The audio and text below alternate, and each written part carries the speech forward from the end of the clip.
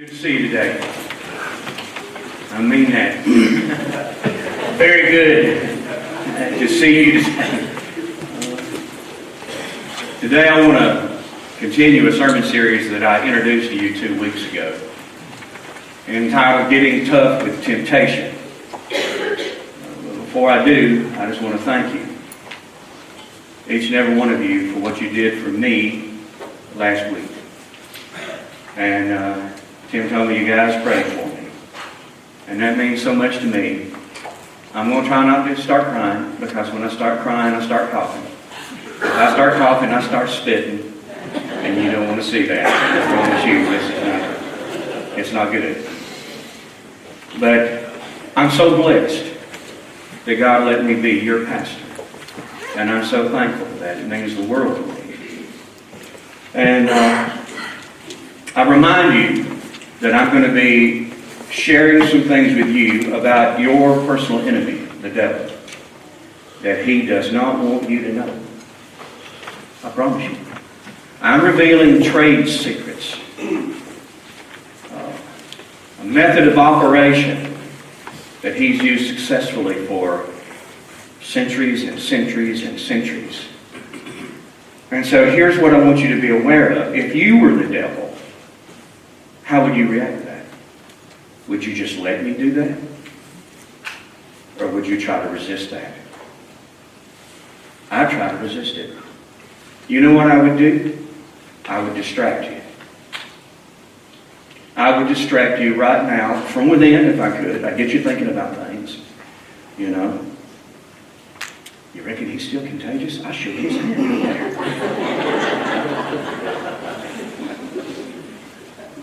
I'd get you thinking about anything I could but what I'm saying.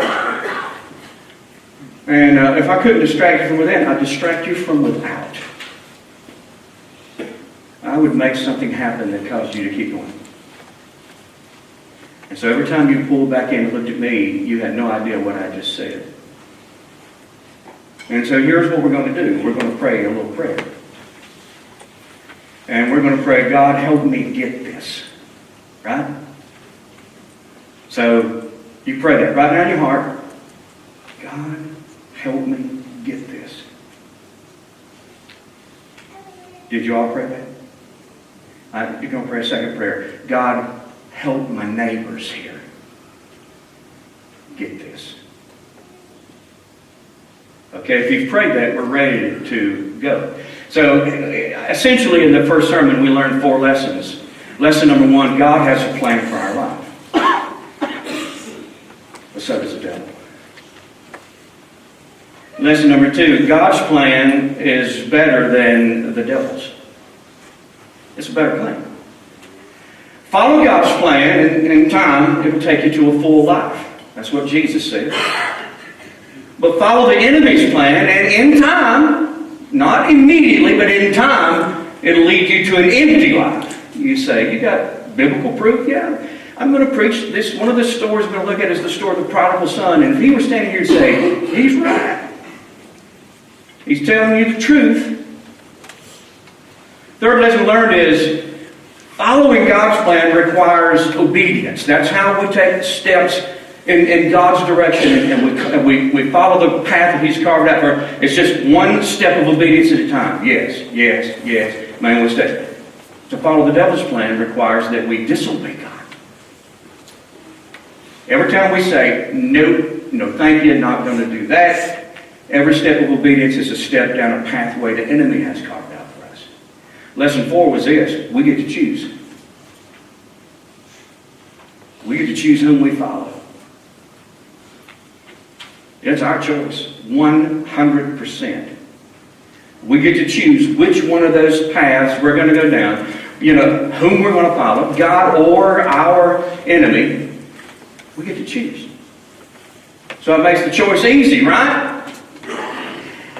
No. It's not always an easy decision to make. You know what? The devil is the master salesperson. He is so persuasive. He knows how to sell his product. He knows how to sell his plan to you and come across so believable that you would abandon the plan of God and opt for his plan instead. The devil has developed and refined a process that he uses to convince humans, you ought to follow my plan rather than God's, and that process is called temptation. Since the beginning of time, the devil has had tremendous success misleading humans using this process. And we saw a classic example of this 2 weeks ago when we read about Adam and his sweet wife, Eve. The devil tempted Eve. That's how he was able to convince her to choose his plan. He succeeded with Eve, and if we're not very, very careful, he will succeed with us as well. For that reason, here's what we're doing at Going to Church. If you're visiting, this is what we're doing. We're about to get tough with temptation. That's what we're going to do. And what's that going to take? 3 things. And you're in luck. Let me tell you what. I had 7. I sat down this morning with 7 points. And I looked at that and I heard this voice in my head go, Hodge, how's your voice going to hold out long enough to preach all of this? I said, well, it's not. So I cut half of it out. So you're getting half a sermon a day, because if I went with a full sermon, the second group gets nothing. So you're getting blessed. So I'm going to give you my half sermon. What's it going to take to get tough with temptation? Number 1, to get tough with temptation, you have to know yourself. And we're going to read 3 verses from the New Testament book of James, chapter 1. But before we do, I need to remind you. Are the verses already on the screen? Because they are. Don't look. Don't you look. Look at me. Okay, good. Before we read them, I got to remind you something. Of 3 things. In the Old Testament book of Jeremiah, chapter 17, verse 9, the prophet Jeremiah, in the Word of God, said, the human heart is the most deceitful of all things. That's not a misquote. The human heart is the most deceitful of all things and desperately wicked. And then Jeremiah went on to say, nobody knows exactly how bad it is.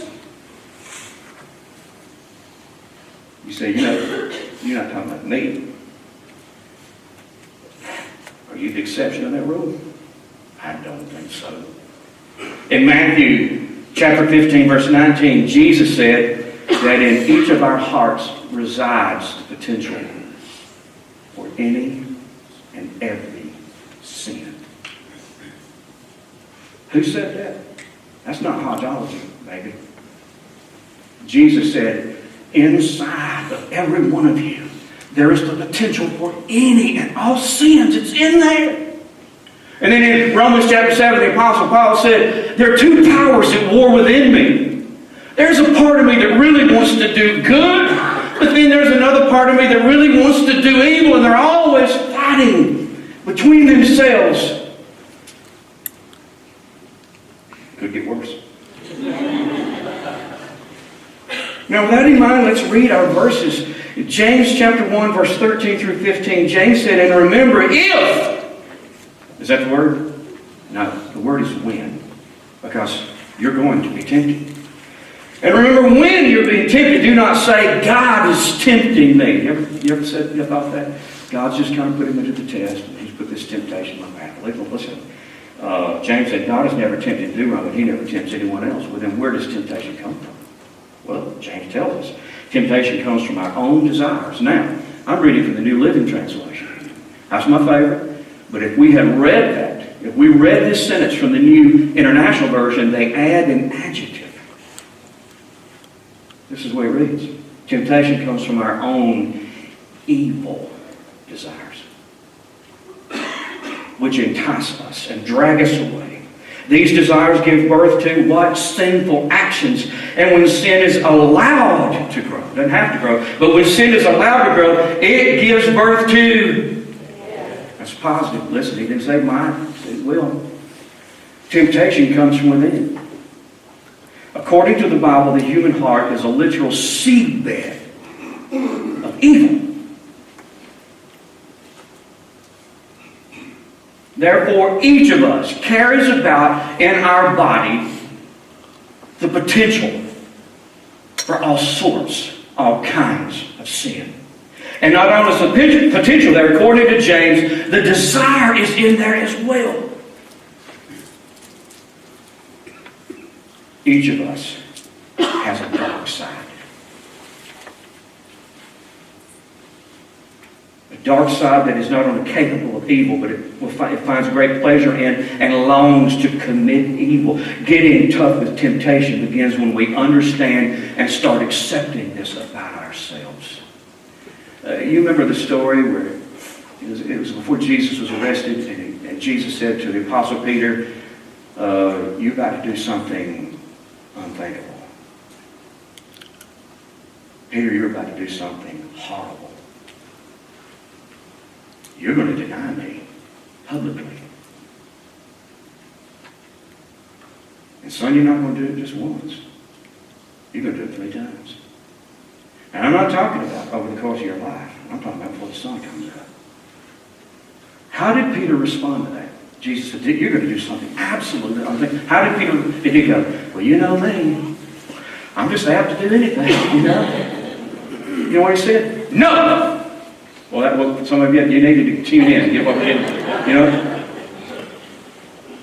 Peter said, no, I won't do that. I'm not capable of doing that. What happened? He did it. Jesus knew him better than he knew himself. As long as we believe that we're incapable of evil, we'll be easy to tempt. Like Eve, we'll be blindsided by temptation. You know, no wonder when Paul was writing to the Christians at the church that met in Galatia, he said to them, if somebody in your number falls into sin, you humbly restore them because it just might be you next time. To get tough with temptation, we have to know ourselves. Number 2, to get tough with temptation, you have to know your world. I got to remind you of a few things, okay? Some of you may want to write some references down. In the New Testament book of 2 Corinthians, chapter 4, verse 4, the devil is described as the god of this world. Key word, world. In the New Testament book of 1 John, chapter 5, verse 19, we're told that the world around us is under the control of the devil. In the New Testament book of Ephesians, chapter 6, verse 12, we're told that we're in a battle with the rulers of this dark, unseen world. In the New Testament book of 1 John, chapter 2, verse 15, we're told not to love the world, and don't you love the things that the world offers you. In the New Testament book of Romans, chapter 12, verse 2, we're commanded not to copy the behavior and customs of this world. In those verses, what in the world is the Bible talking about when it's talking about the world? Well, first, it's referring to a system of beliefs and values. This system is the brainchild of the devil. If we listen closely to the conversation the devil had with Eve, we will recognize the central, foundational belief the devil is constantly preaching to this world. The devil told Eve that she, not God, should be in the position of authority in her life. You ought to be running things, girl. Not him. He didn't say there are 2 pathways to get through life. You can follow God or you can follow me. You know what he said? There's a third option. You can follow you.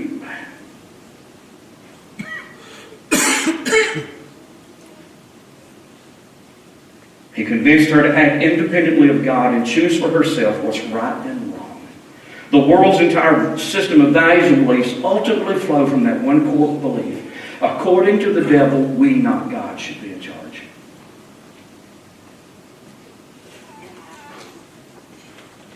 We, not God, should be calling the shots. We, not God, should determine what is right and wrong for ourselves. So first of all, when we talk about the world, we're talking about a belief system.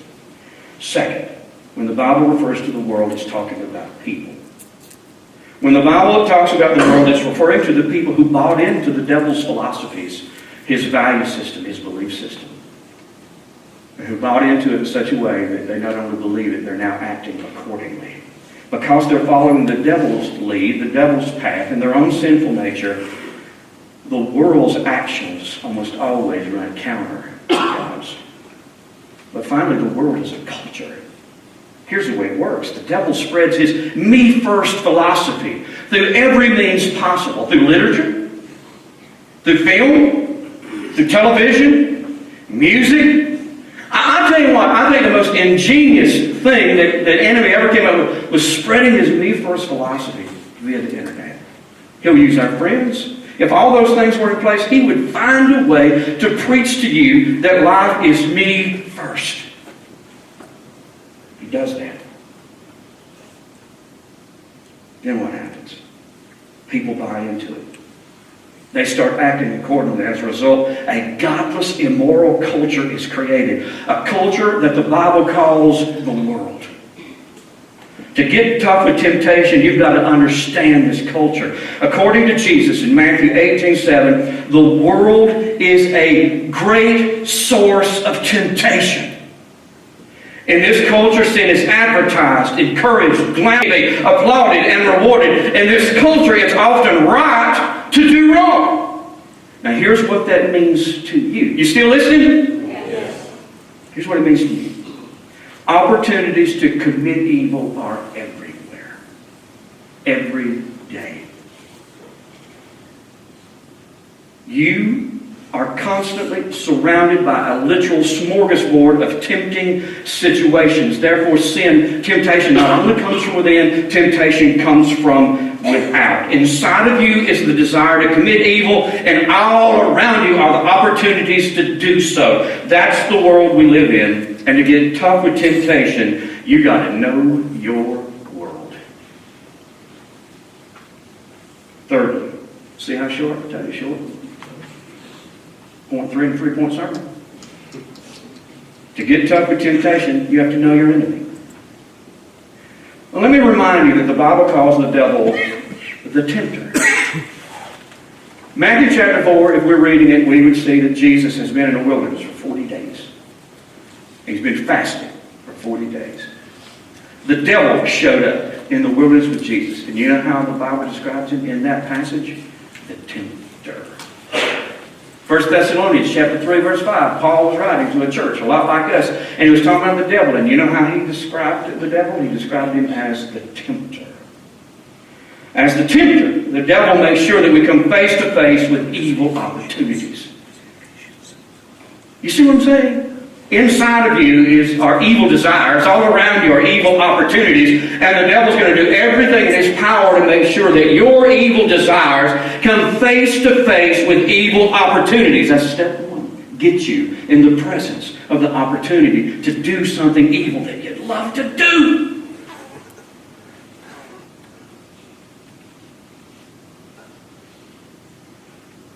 When our evil desires collide with evil opportunities, the tempter will launch an all-out effort to convince us to act on our evil desires. He wants us to commit evil. Now, I know what some of you think.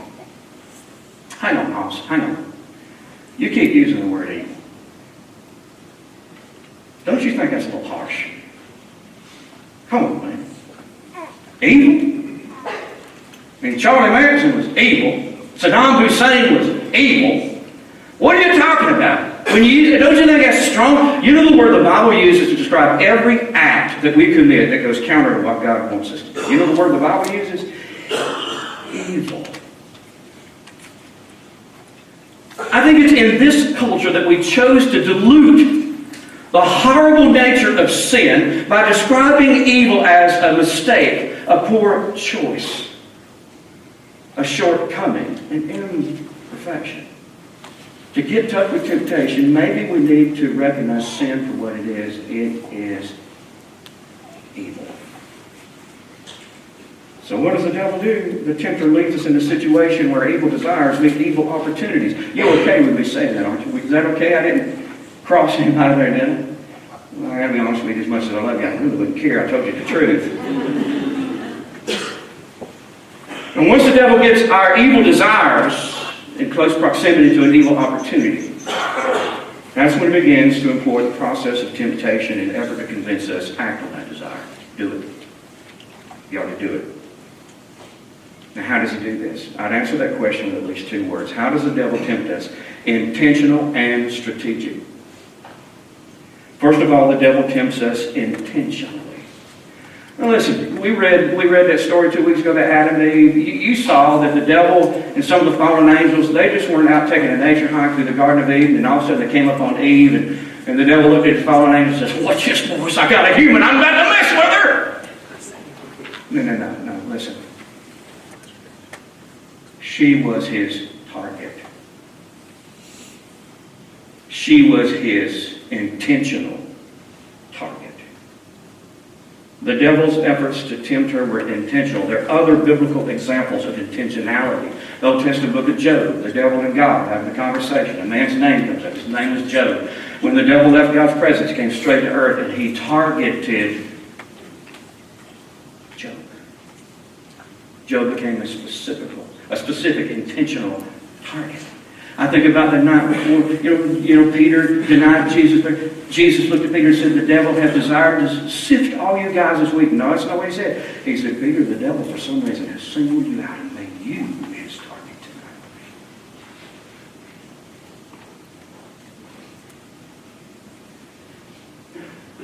Can I say it like this? The devil doesn't hunt with a shotgun.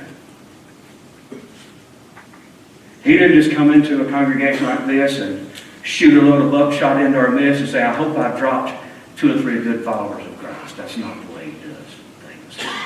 The devil hunts with a rifle. He singles out a target. He takes intentional aim, hopefully destroying churches by destroying one believer at a time. Here's what that means to you. Ready? You listening? Here's what it means to you. You are, or you will soon be, the devil's target. Make a note. You are, or you will soon be, the devil's target. He will single you out, set you up, and tempt you to sin. So the devil's temptations are intentional, but they're also strategic. Listen carefully to me.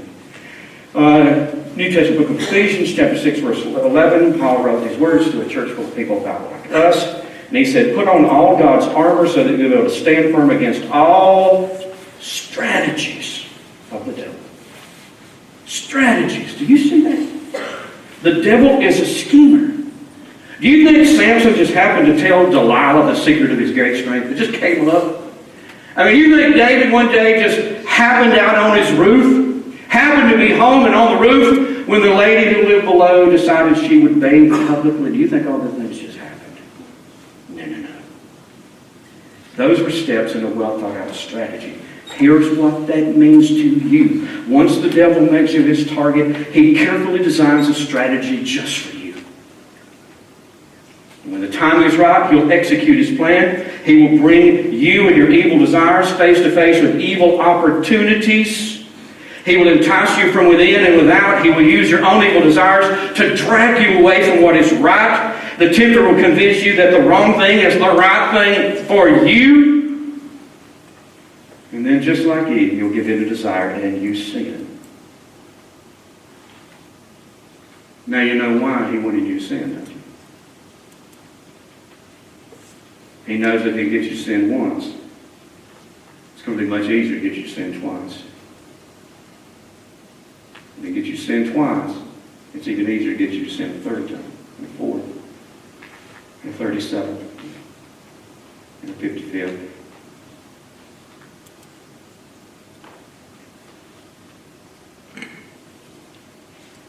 The devil doesn't want you to sin, he wants you to make sin a habit. That's why. The devil wants you to make sin a way of life, because when you do, you're under his control. When sin becomes a lifestyle, you're following the devil's plan. You know where the devil's plan leads? Remember what James said in those verses we read? When sin is allowed to grow, it gives birth to death. When sin becomes a pattern, something dies. Write that down. When sin becomes a pattern in our life, something's going to die. Maybe it's intimacy with God. Maybe the power or the blessings of God upon your life will die. Maybe important relationships will die. I don't know what will die. I just know the devil will tempt you to sin, hoping that sin will take root and begin to grow, because when sin grows, it gives birth to death every time. Years and years ago, I had a free afternoon. That's been a long time ago. I had a free afternoon. During the last time free afternoon was probably during the hunting season. I had a free afternoon. I decided I'm going fishing. There was this little roadside pond, and in hindsight, I think it was private property, but I didn't pursue trying to find out. I just went fishing. And I took my little Zebco 33 and a box of worms. I walked around the edge of that pond. I came to the back cove, and I looked out, and it was kind of it was a fisherman's dream. The brim were bedding. They were on the bed. In front of me were hundreds and hundreds of these old black, big-bodied, heavy bluegill. I'm thinking, thank you, God. Thank you. This is going to be heaven on earth. So I baited up, cast my red worm out there, got one. It's automatic. Strung him up, no catch and release that day. Strung him up, baited, threw out, boom, another one, baited, boom, another one, baited, tried to cast, the bait just fell right at my feet. I thought, well, how do you mess up a cast on a Zebco 33? I don't know, but I thought I did. So I tried again. You know what I realized? My Zebco 33 has torn up. Now I know what some of you guys and gals are thinking. I don't believe this story. I've never heard of a Zebco 33 tearing up. Well, this one did. I'm frustrated. I got hundreds of fish out here in front of me. I tear the thing apart. I'm trying to put it back. I'm trying to figure out what's going on. I put it together. Boom, ah. I thought I'll just throw my bait in and go home. I took one of those big red ones and I just threw it out there like a freebie. Threw it out of my way. Happened to land next to us, a stump there. Part of the stump was sticking out of the water. And when that red worm hit, this big bass just came up and went right back under that stump. I thought, would you look at that? And I did another one. And every time, he would come, boom, take it, go on that stump. And it was entertaining. So I'm doing this, and all of a sudden I had a thought. A predatory instinct arose in me. I thought, I can catch a fish. He was big. A lot bigger than the average Hodge fish. I'm telling you, it was a big fish. I catch a fish. I studied in a minute. I just started hand stripping line, kind of gauging how far that. I'll hand strip line off. I got me a big old heavy split shot, something I could throw on a full rock. I got me another worm. I put him on a hook. And I didn't knot him. You know how sometimes we just knot those red. What does that look like? A knot? Oh, I left him hanging long and loose like all those others have been. Barely on that hook. I reached down and took that big split shot to the stump. I reached down and grabbed my broken down Zebco 33. About the time the split shot hit the water, out he came. Something different took place. About the time the slack was gone, I came back and I'm telling you, I crossed his eyes. You know what? He knew something's different and this is not good. You say, how did you know what a fish was thinking? Well, he tried everywhere in the world to get away. He knew I might be in the hands of a predator. He ran and he darted and he jumped and he thrashed and he's trying to get the hook out of his jaw. But the whole time the Zebco 33 may not cast, but it'll crank.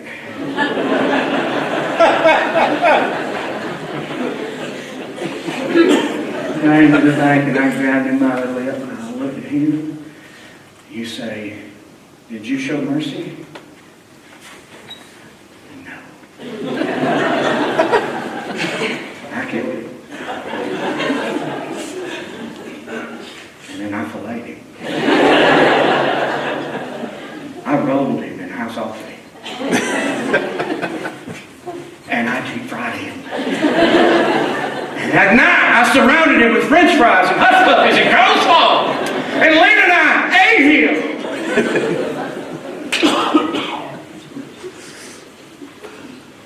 You know where some of you are at? You're safe and sound in the deep water next to that stone. Life's normal. Life's good. I'm here to tell you something. There's some bait right here in the water. You think the enemy's happy with the world that you've got? Some bait's about to hit the water. You're about to get tempted. Some of you, I'm going to tell you where you're at. The bait hit the water. And you took it. You took it. You took it one time. And oh, you felt so remorseful and guilty. And you said, God, please forgive me. And He did. You know what you're thinking? Whew. I'm glad that's behind me. Honey, it ain't behind you. There's more bait going in the water. The devil ain't done. He's not done with you. Bait's going to hit the water again. You know where some of you are? You've been taking the bait for a long time. You're kind of like that old bass. You just keep yielding to temptation and sinning and yielding to temptation and sinning. Lightning hasn't struck. Earthly note doesn't swallow you. Kids haven't come down with leprosy. You do understand that the enemy is just conditioning you. And there's more bait going to hit the water. And you never know which time you take a bait that you're going to feel the hook. And all of a sudden, the consequences of your life shift. The climate of your life shifts. It's as though your world is imploding, and maybe the better word is exploding because others are taking shrapnel from the explosion you've created. And then, and only then, you realize, too late, you got a hook in your jaw. And you're under the control of the ultimate predator. And he will not stop until he has robbed you blind and ruined your life and probably the lives of those closest to you.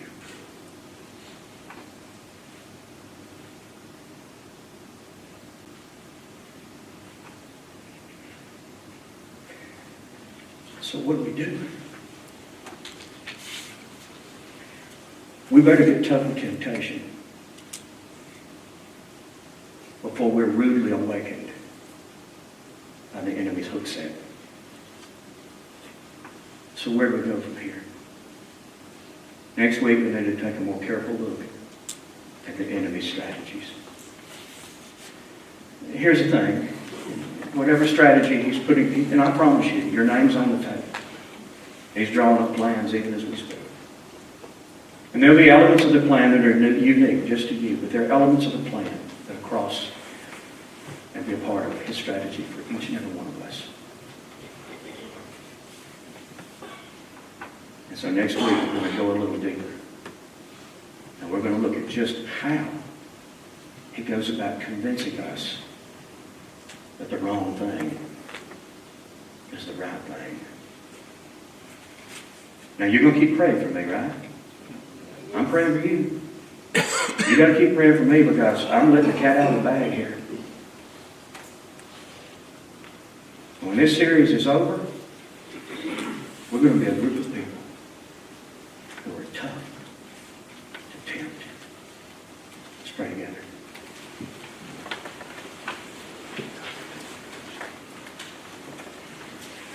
God, I'll just say this. Thank you for the heads up. Thank you for being patient with us.